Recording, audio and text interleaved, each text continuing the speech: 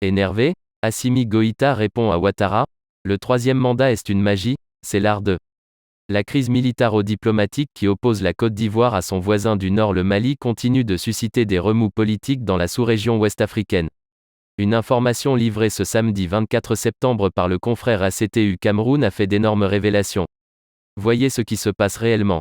Engagé dans une bataille froide avec le Mali du colonel Assimi Goïta, la Côte d'Ivoire n'entend pas garder le silence.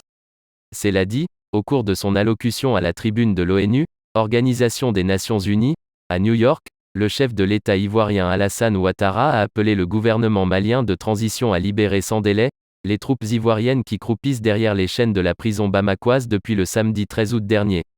Le numéro 1 ivoirien a également demandé aux autorités de transition maliennes de veiller au retour à l'ordre constitutionnel dans le strict respect du délai fixé par elles-mêmes, les autorités maliennes. Le colonel Assimi Goïta et ses collaborateurs ont désapprouvé cette sortie du président Ouattara qui a lui-même modifié la constitution de son pays en 2016 pour se repositionner à la tête de la magistrature suprême pour une troisième fois en 2020, chose purement interdite par la constitution.